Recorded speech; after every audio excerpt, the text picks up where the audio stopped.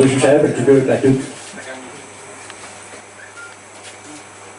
Melintasi jalan protokol,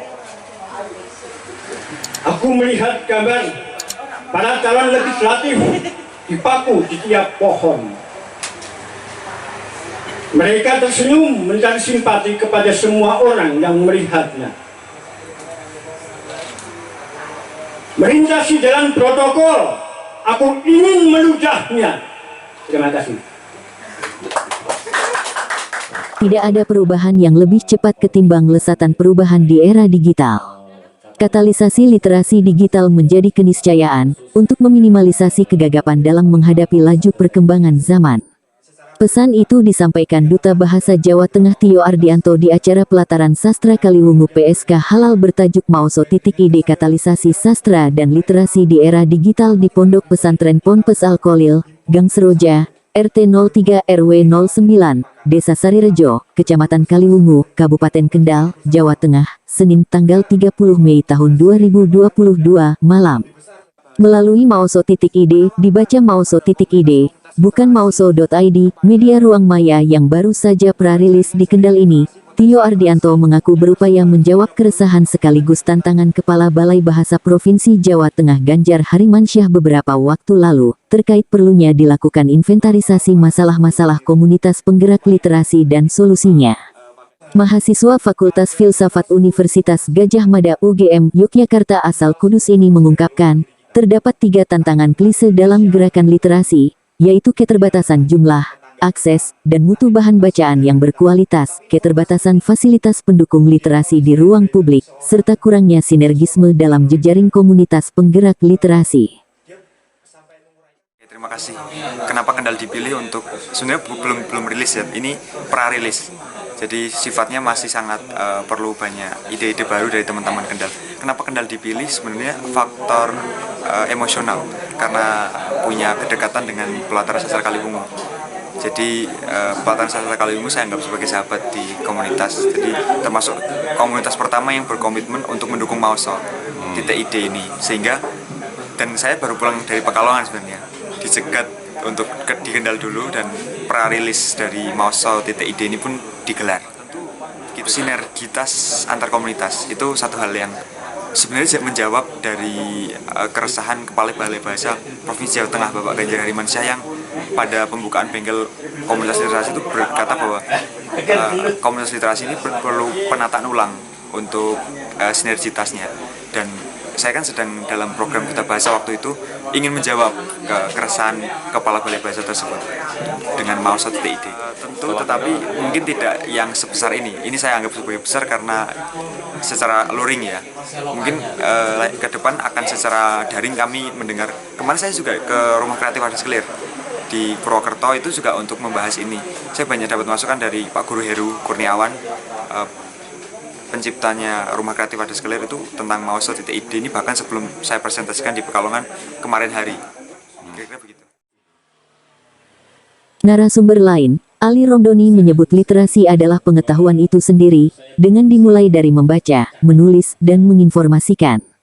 Menurut Ketua Umum Yayasan Sunan Prawoto Pati Jawa Tengah ini, literasi merupakan media untuk berpengetahuan.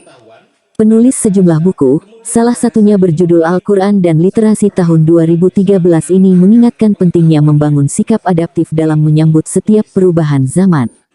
Dalam istilah Jawa, ojo gumunan, ojo kagetan. Jangan gampang heran, jangan gampang terkejut.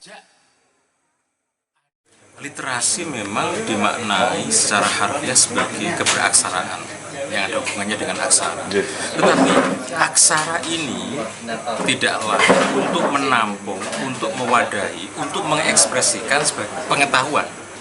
Jadi yang terwadahi dari aksara ini kemudian disusun menjadi kata, itu dibaliknya adalah pengetahuan. Tidak mungkin ada media bernama aksara, huruf, sampai kata, kalimat, paragraf, kalau tidak dalam rangka mengejawantahkan pengetahuan atau mewujudkan pengetahuan. Jadi keperluan adanya tradisi literasi adalah pengetahuan itu sendiri.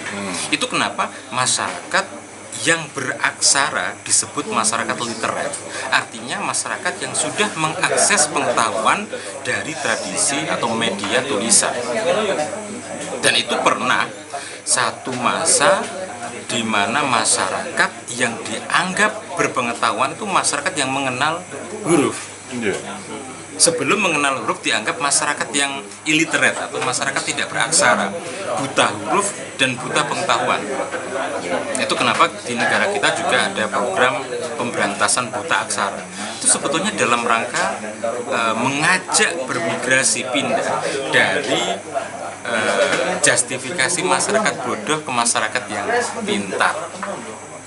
Itu yang pertama. Yang kedua, apa artinya kita berbudaya aksara tapi tanpa memberikan kontribusi pencerahan terhadap audien atau lingkungan di sekitar kita? Maka ini dipertanyakan karena tujuan aksara adalah mengetahui atau mewadahi informasi untuk disampaikan kepada orang lain yang kalau itu ditangkap maka perbedaannya sebelum dan sesudahnya itu kan tercerahkan, tahu dari tidak tahu, berpendidikan dari tidak, sampai tadi ada satu masyarakat yang mengakses teknologi tapi tidak lebih baik. Ini apa yang kurang? Ya karena tidak ada proses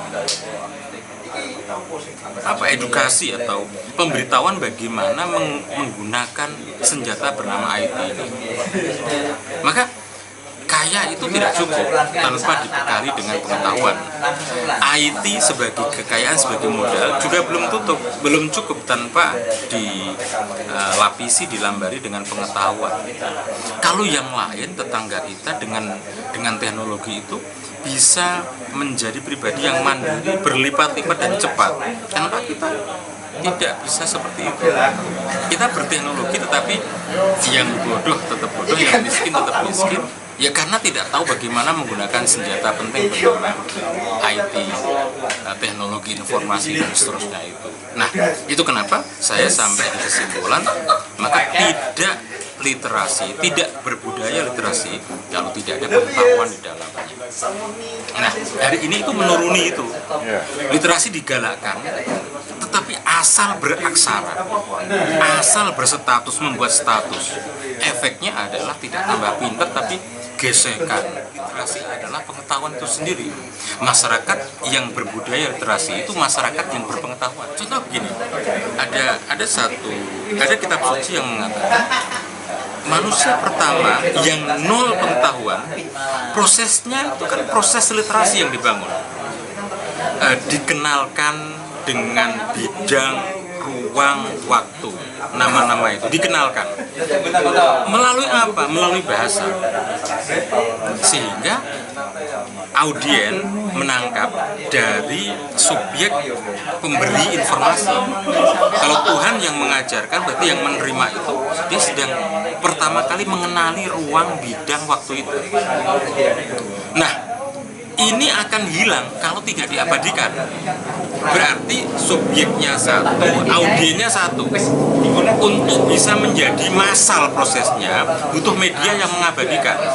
Itu bisa aksara, bisa bahasa pertama, harus dibahasakan. Bahasa ini harus direkam melalui aksara sebagai simbol untuk mengikat fenomena, benda, dan informasi itu melalui huruf tadi, aksara. Dari aksara yang merupakan simbol dasar ini tersusun menjadi kata-kata yang tertulis. Nah, ini sebetulnya dalam rangka mengabadikan, menyimpan pengetahuan untuk bisa ditangkap audien yang tidak mengalami masa peristiwa pertamanya. Misalnya seperti ini, malam ini kita diskusi, yang terlibat, yang kena efek itu yang hadir di sini. Tapi dengan media memungkinkan informasi yang terjadi saat ini tersebar, bisa melesat ke ruang yang lebih luas. Kali ini, PSK Halal digelar tak di lokasi seperti biasanya di Teras Budaya Profesor Mujahirin Thohir, Kampung Sabrang Lor Timur, Desa Kutoharjo, Kecamatan Kaliwungu. Presiden PSK Bahrul Ulum mengungkapkan, pergeseran tempat perhelatan ini merupakan buah kesepakatan dengan pihak Ponpes Al-Kholil Kaliwungu, sekaligus untuk mendukung kehadiran Ponpes yang baru saja melaksanakan peletakan batu pertama, Rabu tanggal 18 Mei tahun 2022 lalu ini. Namun, pengasuh Ponpes Al-Kholil Kaliwungu Ali Nahdodin yang juga dikenal dengan nama Dodi Romeo tegas menampik jika gelaran PSK halal terkait dengan publikasi keberadaan ponpesnya. Tidak ada, nggak ada promosi. Tidak ada promosi. Cuman dari dulu saya bergumul dengan PSK dari dulu. Yang dibahirin, yang di Profesor siapa itu, pas dulu ada Tangkalan itu, Madura itu, sudah sejak dulu saya bergumul dengan PSK, intinya seperti itu. Adapun dilaksanakan di sini itu secara mendadak, ya karena dari dulu saya belum punya tempat, jadi saya tidak pernah berkesempatan memberikan kepada mereka tempat. Nah kebetulan sekarang saya sudah punya tempat, saya welcome. Karena saya bukan baru di PSK, menurut Mas itu dan sebelum-sebelumnya saya sudah di PSK.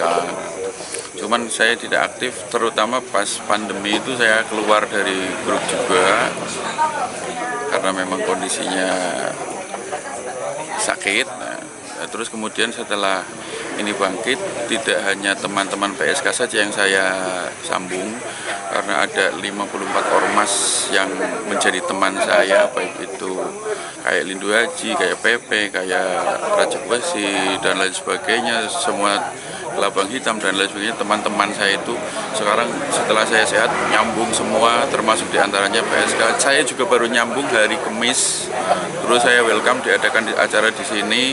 Saya panggil teman-teman semuanya yang panggil saya, yang dari luar kota, PSK terima matang saja, kamu konsepnya apa? Terus saya tawarkan ke teman-teman, teman-teman respon, termasuk Dr. Ibnu Fikri juga. Dadakan itu, saya kasih undangan tadi malam. Alhamdulillah saya agak sakti, jadi di dalam datang. Punya perhatian yang besar dengan sastra, karena apa?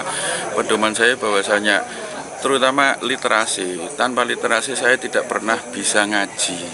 Ya, tanpa sastra saya tidak pernah bisa bercampur dengan berbagai macam level kehidupan, berbagai macam gambar kehidupan, dari seperti ormas itu, berbagai macam kalangan itu, karena saya berpedoman dengan sastra yang pernah saya pelajari di pesantren. Jadi semua orang sama, yang hitam, yang hijau, yang putih. Karena sastra saya bisa memahami Al-Quran, karena sastra saya bisa memahami siapa Tuhan saya, karena sastra saya bisa memahami siapa Nabi saya, kitab yang harus saya pahami, kitab dari kitab-kitab salaf sampai buku-buku yang harus berada menjadi pemahaman saya dan yang harus dipahami oleh teman-teman saya. Itulah pentingnya sastra bagi saya.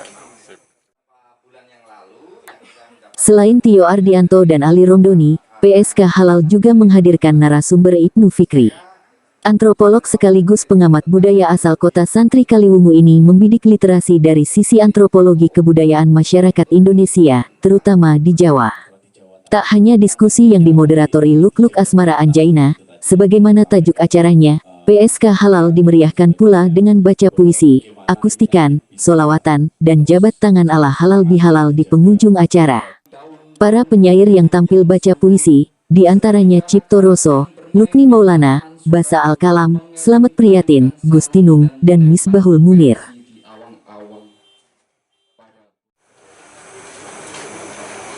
Ya ayyuhal mudassir, engkau yang minum anggur kenikmatan, engkau dinina bobokan, bangunlah. Ya ayyuhal mudassir, engkau diberi kitab suci, engkau pewaris para nabi, bangunlah. Ya ayyuhal mudassir, engkaulah khalifah, engkaulah hamba, bangunlah.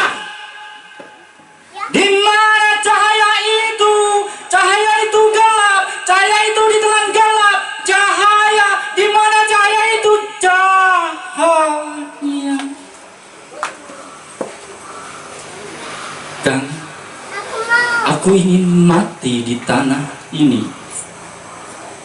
Tanah di mana emak dan bapak pernah dijodohkan dengan janji suci. Tanah yang sedemikian diberkahi hingga berkahnya membuat banyak bangsa saling rebut dan kelahi. Kang, aku ingin memiliki anak dari tanah ini, mengajarkannya seorang diri tanpa sekolah, tanpa ijazah, juga tanpa madrasah. Aku akan mengajarinya bagaimana mengambil kedaulatan yang benar. Kang, meski investasi asing telah mencengkram tanah ini, isi bumi dan lautnya menerus dikuras, dihisap, lalu ikan kami. Aku tetap mencintai tanah ini. Kang, aku ingin mati di tanah ini, tanah yang telah diruat dan dirawat oleh anak-anak kita sendiri. Terima kasih. Wassalamualaikum warahmatullahi wabarakatuh.